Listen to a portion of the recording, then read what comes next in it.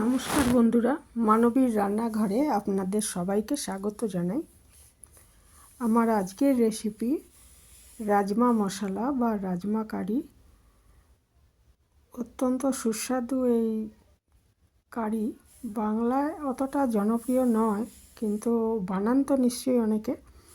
তো এটা high protein একটা খাবার এবং রাজমার আরও অনেক গুণ আছে। হাই প্রোটিন এটা তো একদমই সত্যি। যারা মাছ মাংস খান না তাদের জন্য একটা উপযুক্ত খাবার এটা। আর আমার তো এটা খুবই ভালো লাগে।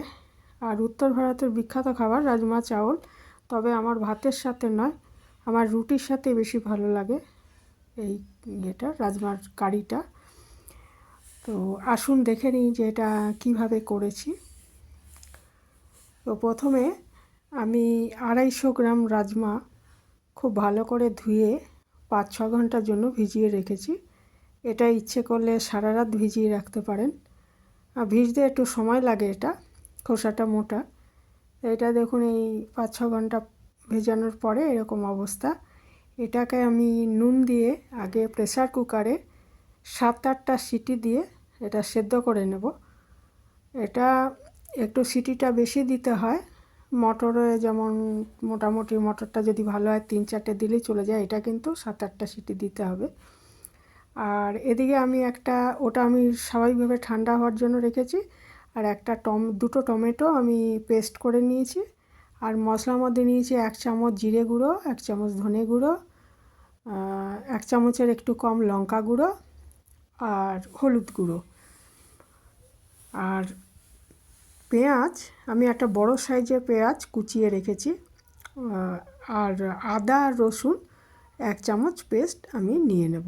তো এখানে প্রথমে কড়াইতে আমি 2 চামচ সাদা তেল দিয়েছি। এটা সর্ষের তেলে করিনি রান্নাটা, সাদা তেলে করেছি। এবং 1 চামচ মতো বাটার দিয়ে দিলাম। রাজমার আরেকটাও আমার রেসিপি দেওয়া আছে, সেটা একটু অন্যরকমভাবে করেছিলাম। এটা একটু বাটার দিয়ে করা হয়েছে, ওটা বাটার ছিল না। তো এটাও বেশ ভালো হয়েছিল খেতে। তো দেওয়ার পর আমি জিরে ফোড়ন দিয়ে দিয়েছি। বাটারটা গলে যাওয়ার পর জিরে ফোড়ন দিয়েছি, প্রথমে সাদা জিরে, তারপরে ওই একটা পেঁয়াজ কুচিয়ে রেখেছিলাম সেটাকে আমি ভেজে নিচ্ছি একটু ভালো করে। দিয়ে দিচ্ছি পরিমাণ মতো নুন। রাজমাতেও নুন দেওয়া আছে, সেই জন্য যে পরিমাণ করবেন সেই হিসাবে নুনটা দিতে হবে।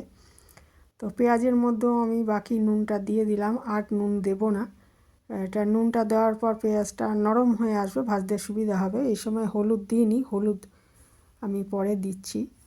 তো পেঁয়াজটা একটু ভাজা হয়ে গেলে তারপরে এই যে মশলাগুলো আমি দেখিয়েছিলাম ওগুলো দিয়ে দিলাম। 1 চামচ ধনে গুঁড়ো, জিরে গুঁড়ো, হলুদ গুঁড়ো, লঙ্কা গুঁড়ো এবং 2টো কাঁচা লঙ্কা কুচিয়ে নিয়েছি। ঝালটা বুঝে দেবেন, বাচ্চারা যদি খায় তাহলে একটু বুঝে দিতে হবে। এটা বেশ ঝাল হয়েছিল। তো মানে শুকনো লঙ্কাও আছে, আবার 2টো কাঁচা লঙ্কা আছে। এটা একটু জল দিয়ে দিলাম, কারণ আমি মশলাটা যেহেতু ভিজিয়ে রাখিনি, গুঁড়ো মশলাটা, সেই জন্য, না হলে পুড়ে যাবে। আর এই যে 1 চামচ আদা রসুন পেস্ট, মানে 1/2 চামচ আদা পেস্ট, 1/2 চামচ রসুন পেস্ট এরকমভাবে করেছি, এটা দিয়ে দিলাম। ইচ্ছে করলে পেঁয়াজটা পেস্ট করেও দেওয়া যায়। আমি এখানে পেঁয়াজের পেস্ট আর করিনি, এভাবে দিয়েছি। আর বাকি গুঁড়ো মশলা দিয়েছি। তার মশলাটা ভালো মতো ভাজা হয়ে গেলে এর মধ্যে আমি টমেটোর যে করে রেখেছি টমেটো পিউরিটা, সেইটা আমি এর মধ্যে মিশিয়ে দেব, দিয়ে আবার ভালো করে কষিয়ে নেব। এই টমেটোটা এইভাবে দিলে স্বাদটা খুব ভালো হবে। টুকরো করেও দেওয়া যায়, একটু পেস্ট করে দিলে একটু আলাদা স্বাদ আসবে। আর এটার মধ্যে অ্যাকচুয়ালি রাজমা তো উত্তর ভারতের খাবার, ওরা মিষ্টি দেয় না। তো ইচ্ছে করলে আপনার যদি পছন্দ হয় সামান্য একটু মিষ্টি দিতে পারেন। মিষ্টিটা সামান্য দিলে আমরা ঘুগনিতেও যেমন দিই, দিলে একটু স্বাদটা ব্যালেন্স হয়, কিন্তু মূল রান্নায় মিষ্টি নেই। আর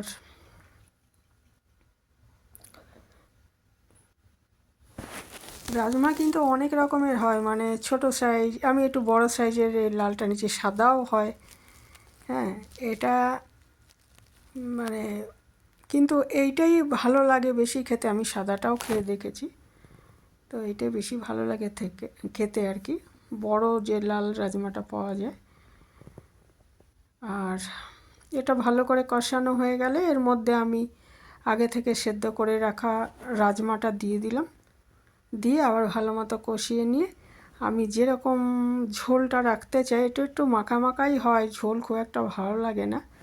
তো সেই হিসাবে একটু, এটা রাজমা যে সেদ্ধ করেছি সেই জলটা ফেলিনি, সেই জলটাও আছে।